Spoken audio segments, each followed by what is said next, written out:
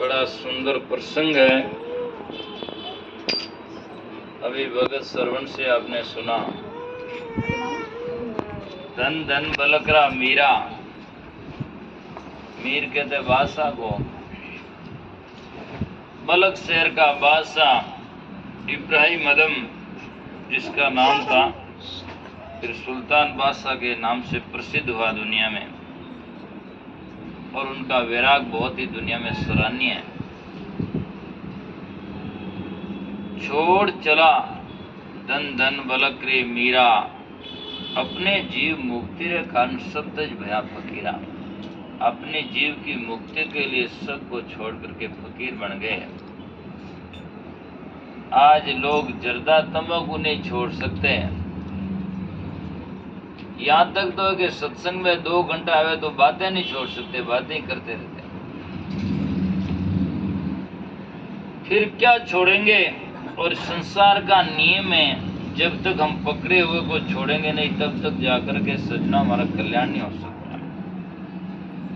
त्याग ही परम मुक्ति का साधन है। जिस चीज से हम छोड़ देंगे, त्याग देंगे, उससे हम मुक्त हो जाएंगे। दत्तात्रेय महाराज ने 24 गुरुओं में चील को गुरु माना, तो चीलों का झुंड था, 5-10 चीलें थी, मतलब जिसको हिंदी भाषा में और सचान कहते हैं, बाज भी कहते हैं। चील, इससे चील और बाज में थोड़ा सा फर्क होता है, पर उन्हीं की प्रजाति है। तो एक चील ने चूहे को पकड़ा और पकड़ करके लो उड़ी, तो जितनी 5-10 चीलें थी उसके पीछे उड़ी। उस चूहे के लिए वो भागती जा रही, वो पीछे जा रही है। उड़ते उड़ते उड़ते उड़ते जब वो हैरान हो गई तो उसने सोचा अब कब तक भागेंगे, तो परेशान होकर उसने चूहे को छोड़ दिया। तो चूहे को छोड़ दिया, और तो चूहे को छोड़ दी, वो सब पीछे चीलें उस चूहे के ऊपर पड़ गई और उसको मुक्त हो गई।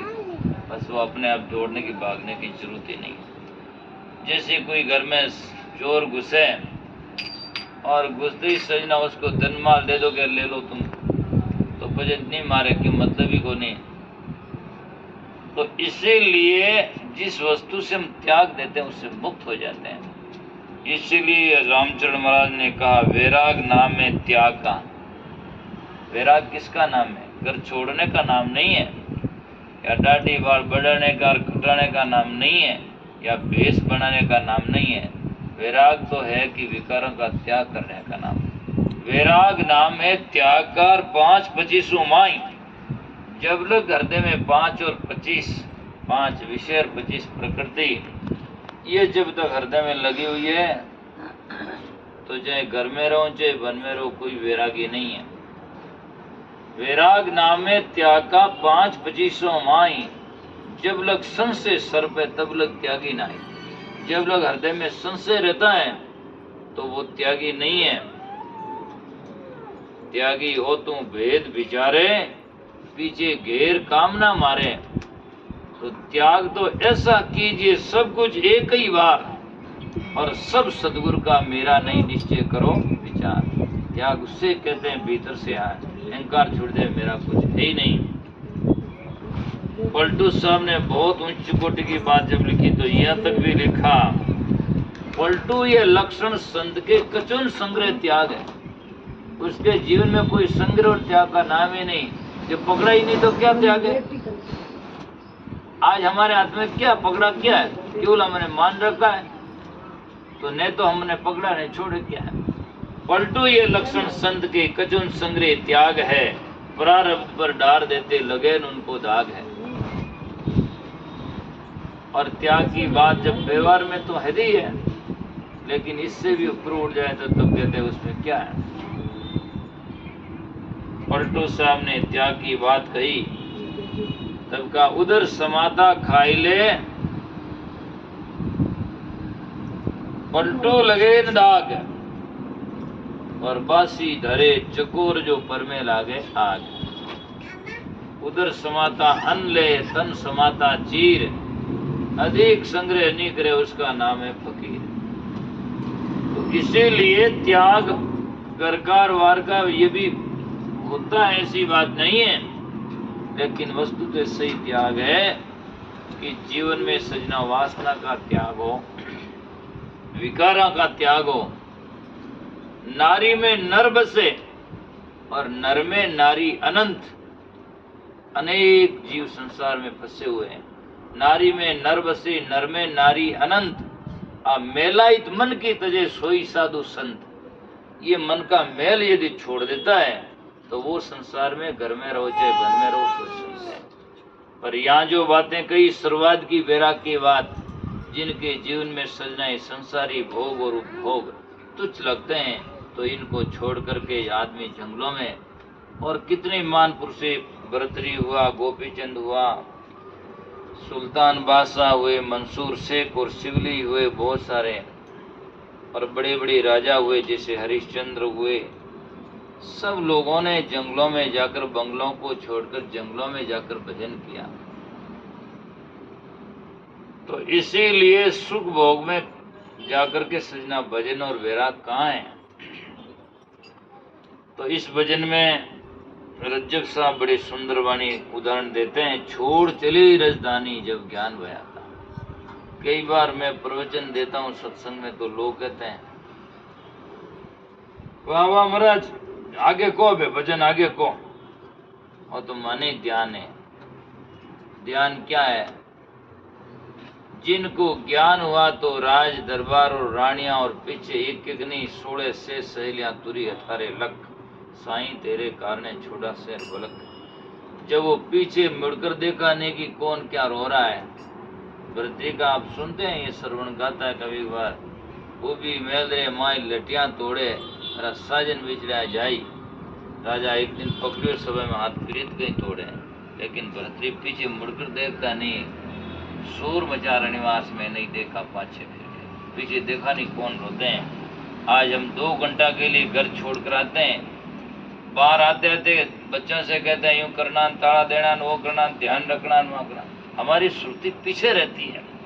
और उन्होंने जाकर के कोई रोने वाले, सिर पटकने वाले मिले, तब भी उन्होंने पीछे नहीं देखा कि पीछे क्या हो रहा है।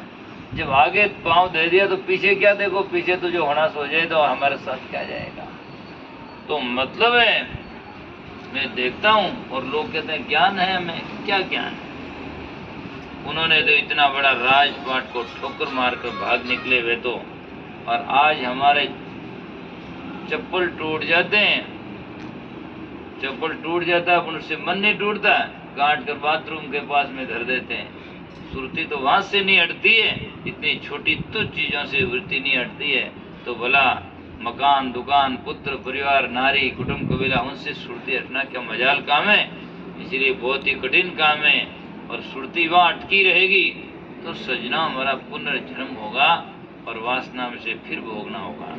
इसीलिए कहा सूरज रूपी ज्ञान भयता वर्षा दर्श्य अंतर्जामी। सूरज रूपी ज्ञान मतलब ज्ञान होता प्रकाश में होता है। तो सूर्य का प्रकाश होते ही सब देखने लगता है, अंधेरा कहीं नहीं रहता है। तो इतना प्रकांड ज्ञान होता है तो जब वैराग्य होता है। ये तो अगला ही जाने, मरनो तो है सब नहीं था, कौन नहीं जानते।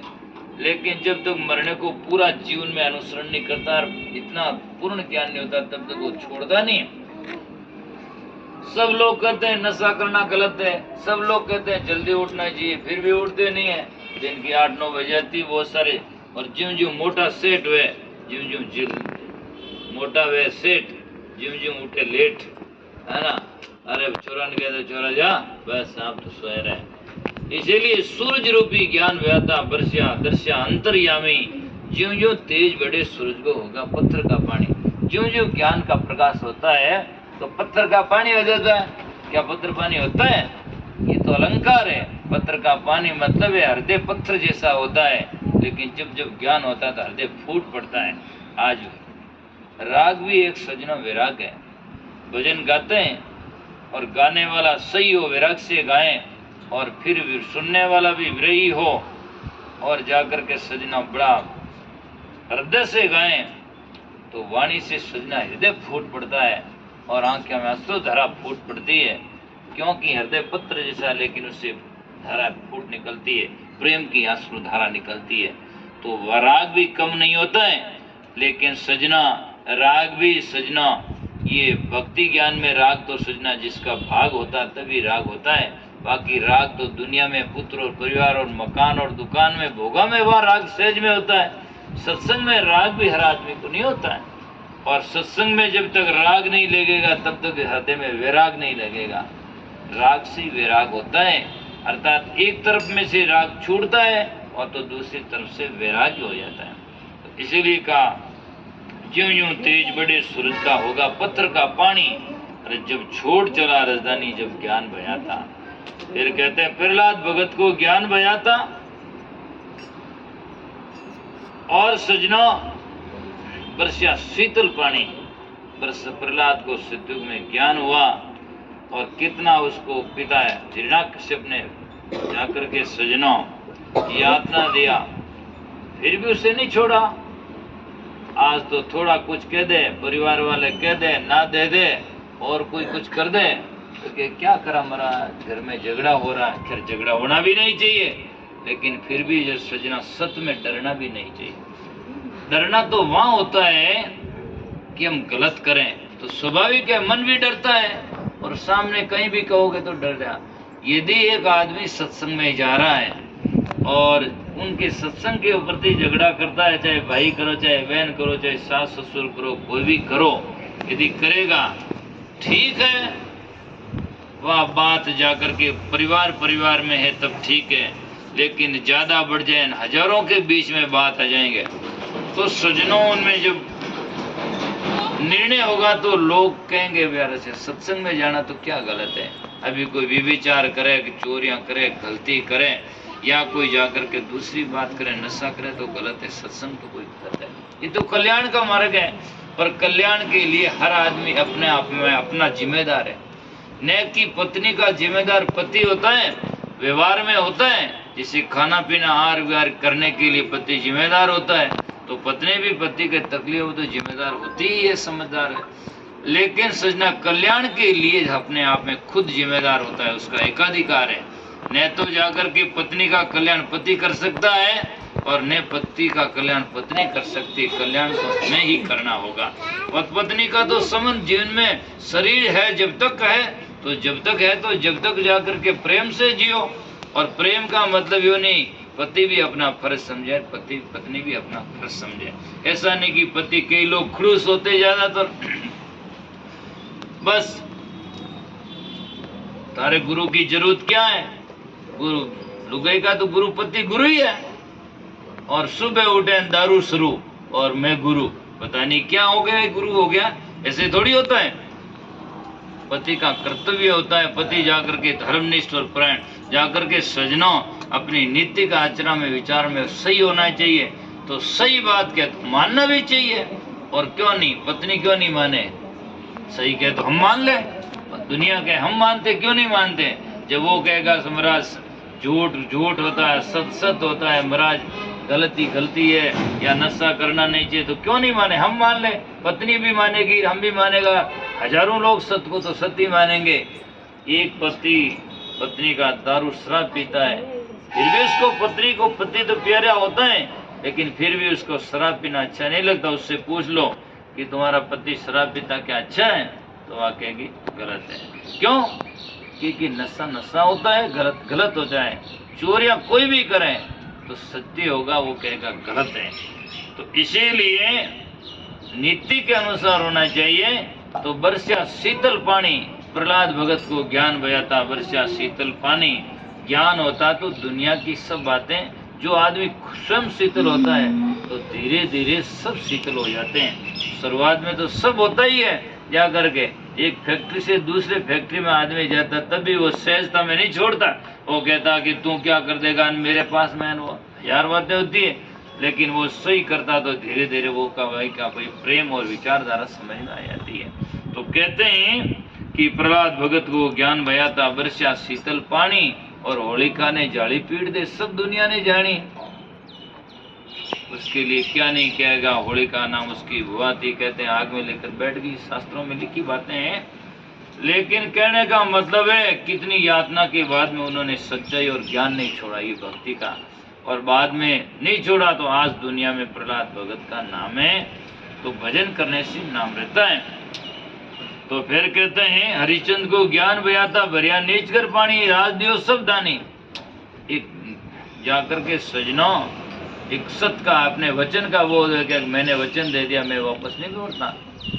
आज दुनिया में हम देखते हैं भगतन संतन भेषधारी बहुत दिखाई देते हैं, कहते हैं कुछ और है और बाद में नामुकर हो जाते हैं। हम तो महाराज कर नहीं सकते, हम मान नहीं सकते। फिर वचन गया तो फिर सब गया। जीवन में आदमी का वचन जवानी तो है, और जवान के लिए गोरखनाथ जी ने भजन लिखा, तब लिखा जवान जैसी प्यारी जगत में जवान जैसी खारी क्या, और मानुष जन्म पाए बंदा जीती बाजी हरो क्या। जवान जैसी दुनिया में प्यारी क्या है। आदमी मीठा बोलता है तो किसी गांव का अरे साहब बहुत अच्छा आदमी है, और चिड़चिड़ाहट करता बोलता है तो पति बोले पत्नी बोले चाहे गुरु बोले तो क्या हो गया, या गलत तो गलत ही होता है। इसलिए कबीर साहब ने यहाँ तक किसी को कोर छोड़ा नहीं और कहा साधु भया तो क्या भया, साधु भया तो क्या भया, बोले नहीं विचार कर नहीं बोलता। साधु हो गया तो साधु भया तो क्या भया, बोले नहीं विचार, हते पराई आत्मा बांध जीव तलवार, जीव रूपी तलवार से उसको आनंद करता है, कटु वचन कह करके आत्मा को दुख देता है। तो हमारे वचनों से किसी को ठेस न पहुंचे, दुख न दें, हम जाकर के मधुर व्यवहार करें। तलवार का घाव भर जाता है, लेकिन सजना शब्द का घाव भरता नहीं। जिंदगी भर आदमी पीढ़ियों तक लोग याद रखते हैं, मेरे पिता को उसने ऐसा कह दिया, मेरी नारी को उसने ऐसा कह दिया, मेरे भाई को ऐसा कह दिया, मुझे ऐसा कह दिया।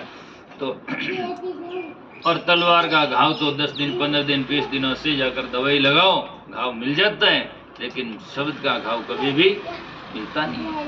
इसलिए संत महात्मा कहते हैं हरिचंद को ज्ञान बयाता राज दियो सब दानी। परमार्थ में जाकर के सजना पीछे नहीं मुड़ा, आप बिक गया, रानी को बेच दिया, कंवर को बेच दिया, नीच के घर में शमशान घाट में फेरा लगाना कबूल कर लिया। आज का हमारी परिस्थिति लोग के महाराज भजन कराने दुख घणो आवे, क्यों दुख आवे, तो घर में बैठो पलंग में बैठा और दुख बढ़ गई बात रो। वे लोग तो भजन के लिए रात छोड़ जंगलों में चले गए और वहां जाकर के भजन किया। हमारे तो हम तो घर में बैठे, रोटी लगी, पानी पियो, खाओ पियो, भाई साहब रोटियां माल सब लेना वे। तो फिर समस्या किस बात की है? समस्या आगे महात्मा की देखो कुछ नहीं है।